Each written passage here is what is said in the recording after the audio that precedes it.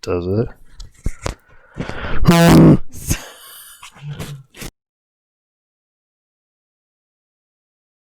Hi, and welcome to Popversations. And today we're going to be talking about some wrestling. Wrestling. Yeah. Yep. So Ryan's kind of the wrestling expert, and I'm just kind of more of a passive fan. I've always liked wrestling. I'll watch it, but I don't seek it out, you know. But if it's on, I will be on board watching it for sure. It's in a weird spot right now because the whole thing is through the fans, and then there's no fans. So it's a odd time to be a wrestling fan. Yeah, so you have to be seeing stuff that gets you excited to tune into the product, even though you know there's not going to be a crowd. So, and then we'll get into that because there's a distinct difference between two companies, but. Yeah, I mean, do you have any first memories of watching wrestling? I just remember watching Eddie Guerrero all the time. Oh yeah. And then China, and that's all I remember mostly is them. And then I remember playing the game. Yeah, the wrestling game that we had. We used to play WrestleMania 2000 on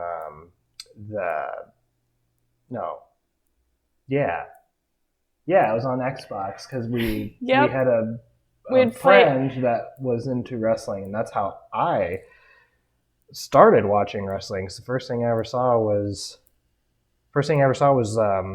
during one of the WrestleManias. We were up there, WrestleMania 17, where the Hardy Boys had the ladder match with Edge and Christian and tables, ladders, and chairs. That was my first, and ever since then I just thought it was the coolest thing I'd ever seen. So I just think it's so fun because that's what it's supposed to be. It's supposed to be fun, and that's everyone knows what it is. And I think that everybody's like it's fake, but it's like Bruce show. Wayne isn't really Batman. Yeah, so. It's entertainment. It's a show. It's just it's meant to entertain people, and when you're there, I know from what you said, it's just so fun. Rephrase that: Bruce Wayne is Batman, but Batman isn't real. So my bad. Just to clarify, we're sorry. Yeah, I know. Well, I think over time, especially in WWE, we have a new competition. Like back then, it was WCW and WWF. Now it's WWE and AEW. I sent you clips, and there's clearly a different step in direction in both companies. Because you sent me it was the bar fight between Sheamus and Jeff Hardy, and then the stadium stampede thing, and I didn't think the bar fight was bad. It was just I think what they were going for was more cinematic, no commentary. It was so quiet. It was so weird. There wasn't even as odd as it sounds, some music or something. Some kind of music. I think they were trying to do a more cinematic thing, but then I feel like if you're going to do that, you have to film it in a more cinematic way, not just the backstage brawl thing. And that's basically what it was shot like. And then, you see the stadium stampede thing, and they're using the whole space, and it's this huge stadium, and they're doing all these fun things, they're backflipping off the goalposts, and they're using the pool, and they're using the backstage and the bar that's there, and they did a better bar fight in the small amount of time that they had than the bar fight with them. And that's kind of why I picked it. I tried to pick clips that was virtually the same idea, because there was a six-man tag match from WWE, there's a six-man tag match from AEW, and there was a more of a cinematic sort of match, which is becoming quite common in wrestling now. But AEW, to me, ever since it debuted, it's just been fun. And I think when you have people like, Chris Jericho kind of leading the helm, and you see a lot of guys from WWE that never would have got the time of day, whether they were in a bad storyline, whether they're in a bad stable, poor booking. Le Champion, it's so great. Just helping everybody. It's so great. Every single thing that he creates is entertainment, and I think that for AEW pushing forward, they've built their own stars. It feels like everyone in that company, even the guy who's 0-16, the librarian guy, Avalon or something. I'm sorry, I'm drawing a blank, but even he feels like a star in a way. And when you're in WWE, like if you see somebody that you know loses all the time, you know that nothing is ever going to come from that. You know there's not going to be a payoff. You don't want to be the guy that just throws everything and doesn't get anything out of it. But it's just, and I just passively watch, like I said, like I watch with you, or I pick up some stuff or whatever, and just from what I've seen, especially with all that Roman Reigns stuff, they're trying to shove down everybody's throats. That's a passive fan understanding. Yeah, and Daniel Bryan was such a better. He was so much better as a person to follow and to keep up that momentum with. And there are so many other people. And it's not that Roman Reigns isn't a good wrestler. It's not that but he doesn't really he didn't have that depth at all. They just thrust him into it, and they're like, here you go, here's your champion. And we're all like, okay, well, he is like Brock. Like, he just doesn't talk. He doesn't have he doesn't have the charisma in speaking. He's got a lot of charisma in the ring. Any wrestler will tell you that Roman is really, really good. And I know he's really, really good. And he has the look. I get it. I totally get it. He does look like a guy that you would want at the top of your company. But when you have scripted promos, when he comes out and he has like a suffering succotash line that he dropped in one of his promos, it's just really hard to kind of get behind that as a fan, because a lot of things that, like the Daniel Bryan thing, WWE stumbled on that by accident.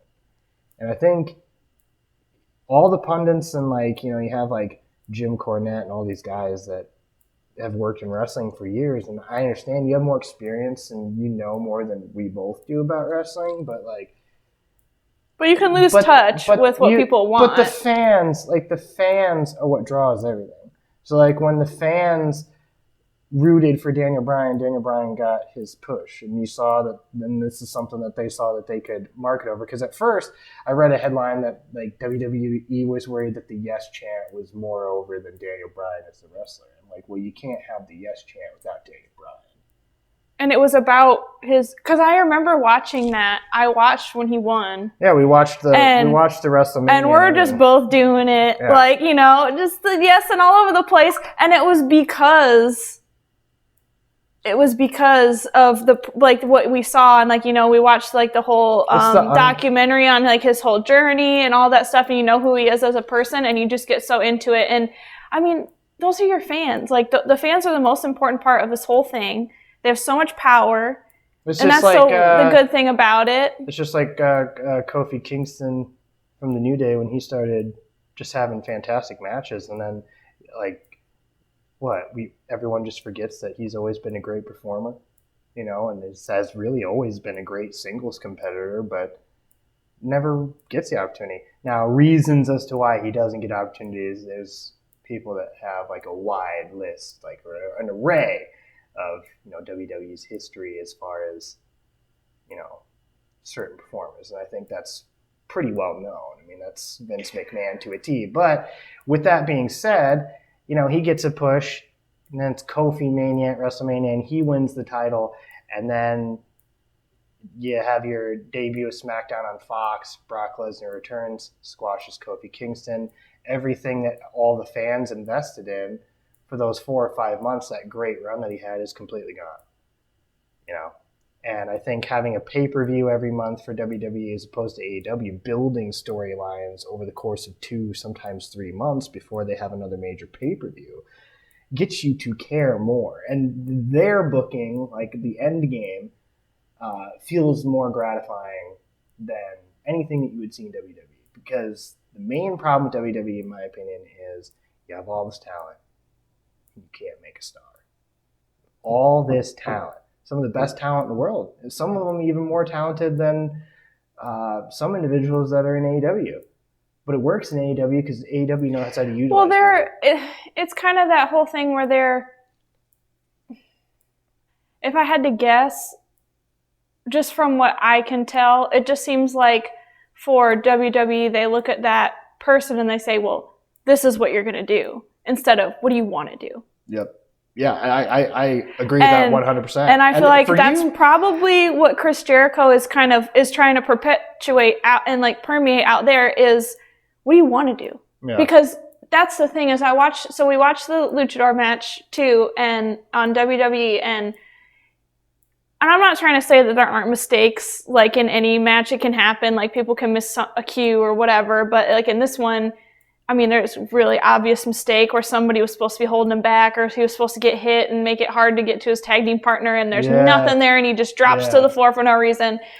And that match, I started to the aerial stuff was really good. Them, they jump from so high, and they're really good at that, but I just started to get kind of bored watching it, and I'm like, yeah, and then he's going to go over here, and then it got really predictable, and you could tell, and I got that feeling just from watching it, that they were just going through the motions, and they weren't performing anymore. They're just like, this is what we usually do, this is what we're going to do, and it just seemed like this is practice, this is so rehearsed, it's so this we usually do, and that's just the impression that I got just from watching it, and I felt like for the AEW stuff, it's more, I don't know, they just have, like, it just seems more creative, and I think they've done a really good job of, like I said before, like, they're amping up the commentary a lot and making it louder, making it more so that you make up for the lack of a crowd, because you don't have people cheering and doing the chants and stuff, and that's what's making it still more entertaining. I mean, that alone could be putting it just that much higher above,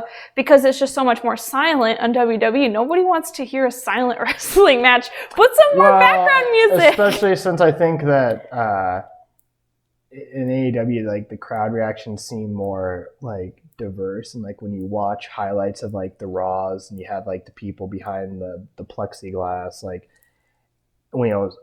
when something good happens, it's just yay, and then when something bad happens, it's just boo. And it just seems in AEW there's more of an array of like they have natural some people reactions. Like crew or like people that were like watching, and then like WWE didn't have that at all.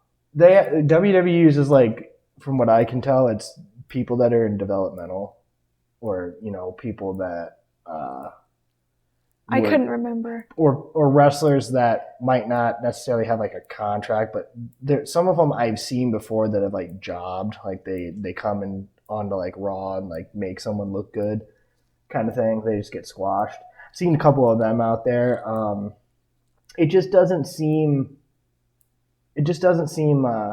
real, because you have to suspend my disbelief sometimes, even like when there's not a crowd. You have to make your own reaction. Like, it's all about me buying into what's happening. And when I can't buy into what's happening because everything seems so robotic, then I'm like immediately turned off. Because the wrestling is always. I mean, it's always pretty good. It's just, and it was funny because, well, it's funny that like the WWE stuff isn't funny.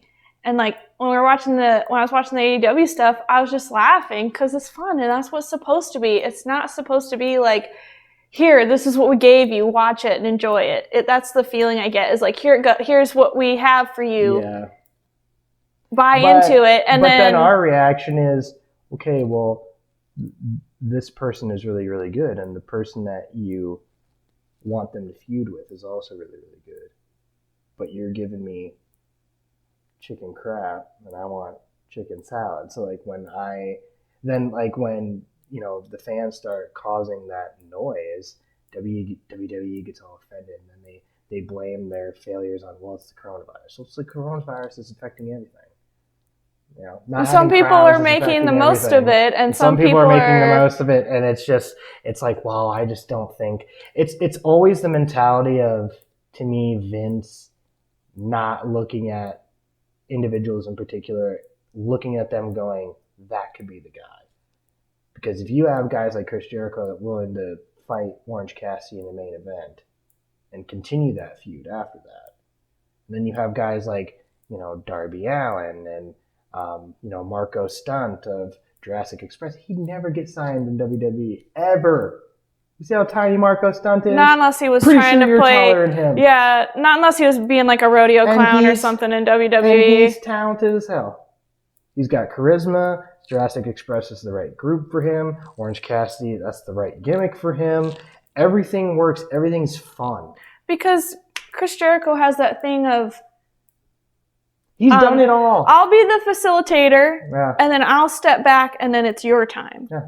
That's why he doesn't want to go back to WWE. Yeah, and I feel like and I'm not sure if this is Vince or some of those stars where they just don't want to let go. And a lot of it is just the work environment and how if you don't stay relevant, you can really lose a lot. And you get one opportunity. And it just seems like everybody's like, we have to keep we're the top, we're the number one, or, whatever. And that person has to keep that persona all the time, where I feel like Chris Jericho's like, hey, I've had my time, it's your time. But he might be in a better position to be able to do that because he has been so successful and he has other things that he's doing. So that could be one of the reasons as well. You'd like to think that a company that has a developmental, now it's NXT necessarily isn't looked at as developmental anymore. It's looked at as its own brand because it goes head to head with AEW on Wednesday nights. But for a company that essentially still kind of sort of has developmental, and if a guy or a female wrestler isn't getting a certain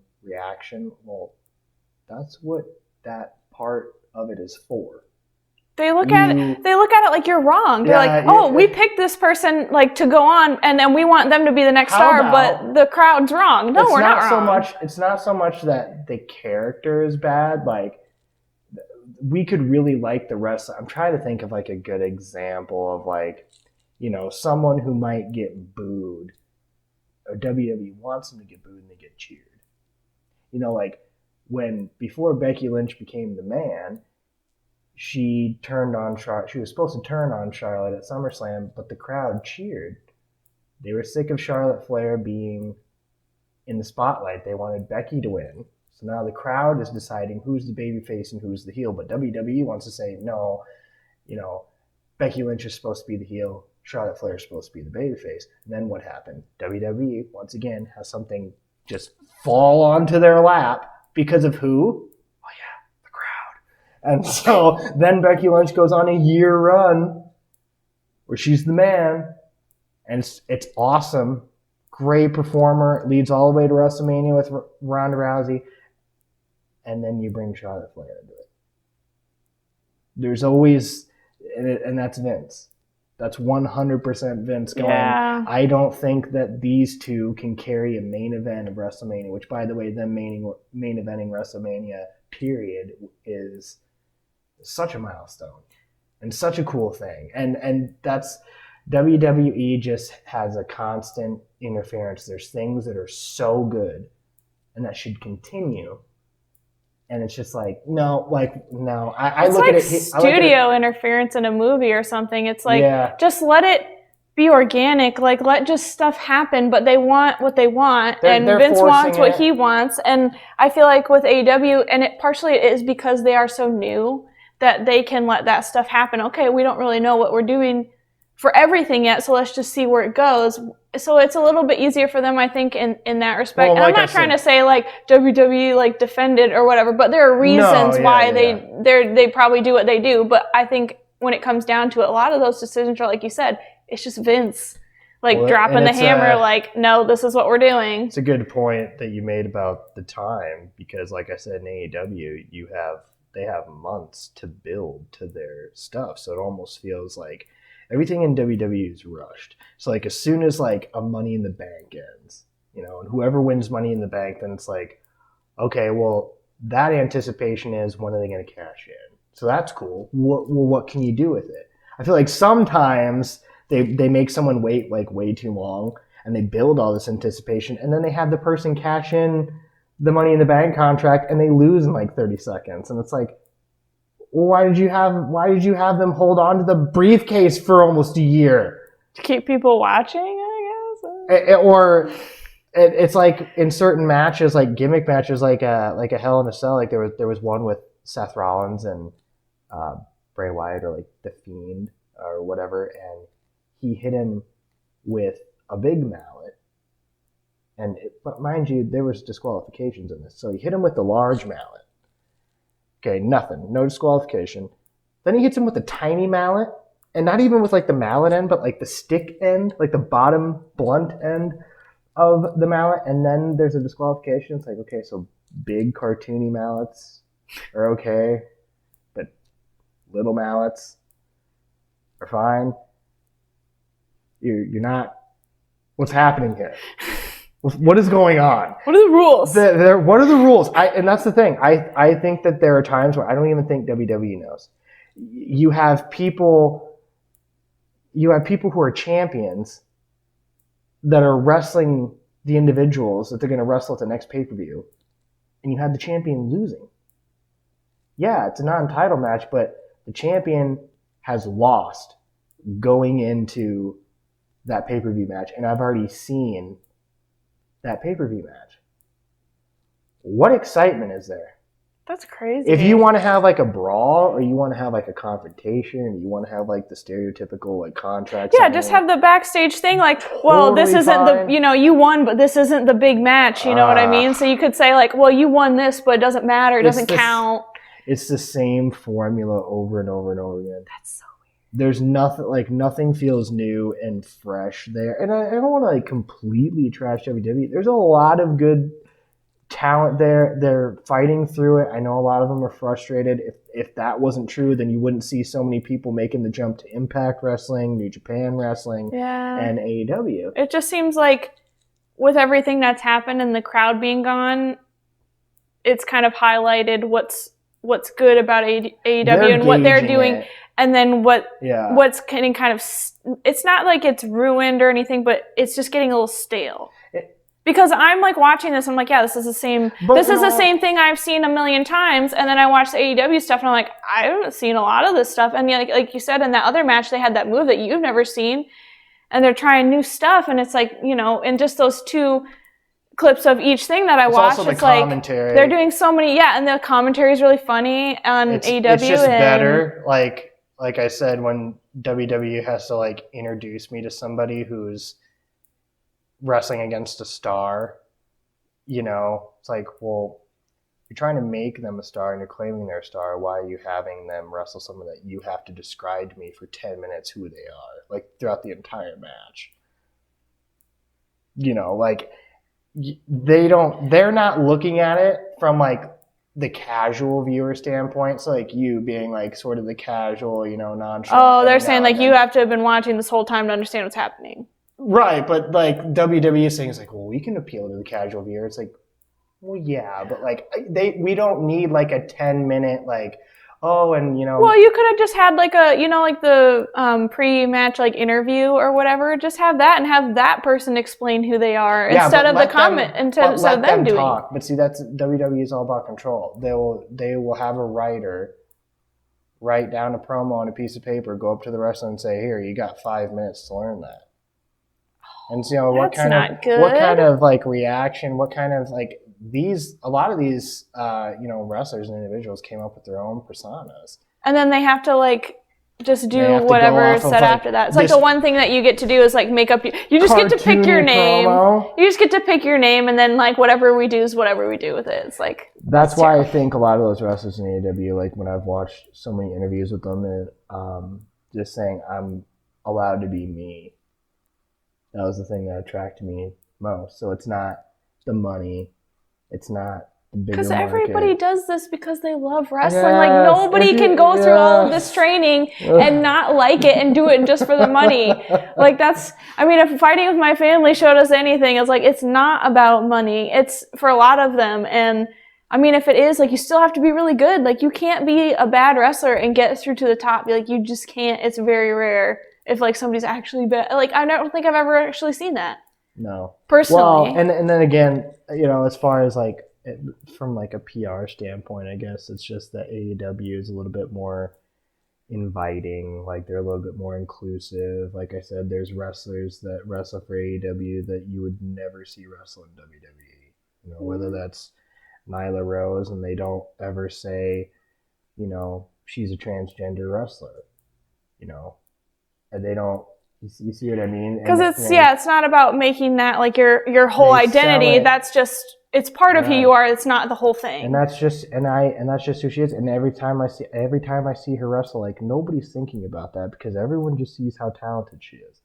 Nobody cares about that. Fantastic wrestler, fantastic character. Same with Sunny Kiss. Like, I mean, amazing talent. It's like, if it's good, it's good, man. If it's good, it's good. If you're a great wrestler, I don't care what background you come from. I don't care what orientation you come from. Like, I just want to see you wrestle. I just want to see you succeed. I just want to see you in something that entertains me and everybody else. And that is what is so damn cool about AEW. Yeah. Everything just works. Everything's natural. And I think one of my favorite things about wrestling, I think, is no matter who it is, that, that's why they do all the documentaries and like all that stuff, because everybody's got a story and everybody has a journey and everybody has worked so hard to get where they are in some way or another. And I think that's my favorite part about it, is like watching that stuff, because you just see how happy they are just to be able to do what they like. And it's just so cool. Well, and it can also build to their character too, like if you know that.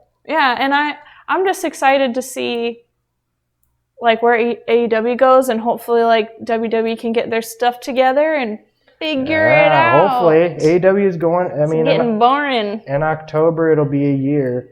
And I mean, they're kind of crushing it in the ratings. I know it's not all about ratings, but I mean, clearly, trust me, when crowds come back, you probably won't find louder crowds than going to an AEW show full of 18 to 20,000 people filling an arena. It'd be so fun. I miss crowds. So, yes, crowds later on, soon enough.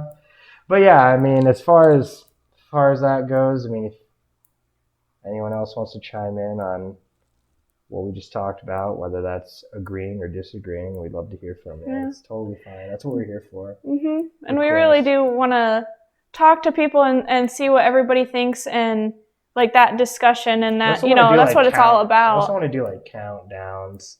There's very few like places that do like wrestling countdowns. So, but I'd like ideas of like lists for like countdowns. And I want to be fair with it. I want to pick from both AEW, WWE, Impact Wrestling. Yeah. If you have any ideas for like stuff that anybody wants to see, like we're totally open to that stuff, as long as we're talking about pop stuff that pop anything. We're cool with it. Yeah. So. Later, guys. Later.